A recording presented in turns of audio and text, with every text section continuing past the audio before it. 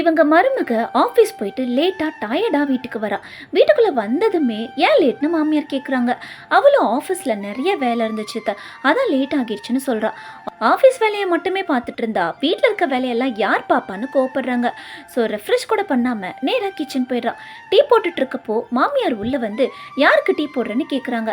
எனக்கு ரொம்ப டயர்டாக இருக்குது, அதான் எனக்கு டீ போடுறேன்னு சொன்னதும் ஸ்டவ்வை ஆஃப் பண்ணிவிட்டு டீ டைம் எல்லாம் முடிஞ்சு போச்சு, நேராக டின்னரே சாப்பிட்டுக்கோ, என்ன செய்யலான்னு இருக்கன்னு கேட்டதும் புடலங்காய் செய்கிறேன்னு சொல்கிறா. அதெல்லாம் எனக்கு பிடிக்காது, பன்னீர் பீஸ் மசாலா செய்யன்னு சொல்கிறாங்க. ஐயோ பட்டாணி எடுக்கவே ரொம்ப டைம் ஆகுமே, கொஞ்சம் ஹெல்ப் பண்ணுறீங்களா அத்தனை ரெக்வஸ்ட் பண்ணுறா. நான் என்ன உனக்கு வேலைக்காரியா, நீயே பண்ணுன்னு சொல்லி திட்டிட்டு கிளம்பிடுறாங்க.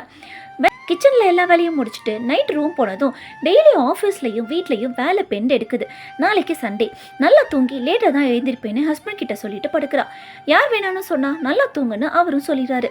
ஆனால் காலையில் எழுந்ததுமே மாமியார் ஸ்டார்ட் பண்ணிட்டாங்க. ஒரு குடும்ப இப்படி இவ்வளோ நேரம் தூங்குனா குடும்பம் விளங்குமா, ஒரு டீ போட்டு கொடுக்க கூட எனக்கு இந்த வீட்டில் ஆளே இல்லை, எல்லா வேலையும் நான் தான் பார்க்கணும், மகாராணி நல்லா பெட்டில் ரெஸ்ட் எடுப்பாங்கன்னு சொல்கிறாங்க.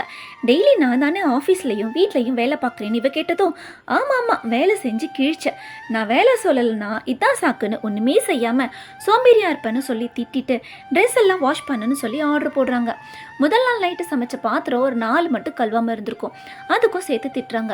உங்களுக்கு என்னதான் பிரச்சனை, நான் எவ்வளோ வேலை செஞ்சாலும் உங்களுக்கு திருப்தியாகவே இல்லை, ஆஃபீஸ்லையும் வேலை பார்க்குறேன் வீட்லையும் வேலை பார்க்குறேன், என் சம்பளத்தில் பாதி நீங்கள் தான் எடுத்துக்கிறீங்க, மீதி இஎம்ஐக்கு போயிடுது, உங்களுக்கு என் சம்பளம் மட்டும் பிடிக்குது ஆனால் என்ன மட்டும் பிடிக்கலையான்னு கேட்குறா. ஆஃபீஸில் ஒர்க் பண்ணிவிட்டு வீட்டுக்கு டயர்டாக வந்தால் வீட்டு வேலையை நல்லா செய்யலைன்னு திட்டுறீங்க, அப்போ இனி ஆஃபீஸ் போகிறத ஸ்டாப் பண்ணிடுறேன், நான் குக் பண்ணுறது பிடிக்கலையா அப்போ நீங்களே குக் பண்ணிக்கோங்க, நான் வீட்டில் செய்கிற வேலை உங்களுக்கு திருப்தியாக இல்லையா அப்போ நீங்களே வீட்டு வேலையை பார்த்துக்கோங்கன்னு கோபமாக சொல்லிடுறா.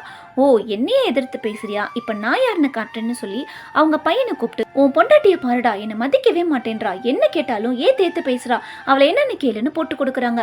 என்ன கேட்கணும், கல்யாணம் ஆன நாள்ல இருந்து அவள் என்ன செஞ்சாலும் குத்தம் சொல்கிறீங்க, நானும் நிறைய வாட்டி சொல்லிட்டேன் அவளை டார்ச்சர் பண்ணாதீங்கன்னு, அவளை எவ்வளோ நாள் தான் பொறுத்து போவா, அதான் இன்னைக்கு அவள் கோவத்தை மொத்தமாக காமிச்சிட்டா.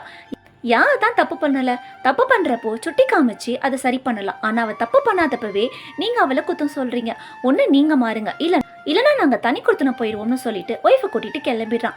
மாமியாரும் வாயடிச்சு போயிட்டாங்க. மருமகளை பொண்ணா பார்க்கலனாலும் மனுஷியா பார்த்தாலே எந்த குடும்பத்திலையும் மாமியார் மருமக பிரச்சனை இருக்காது.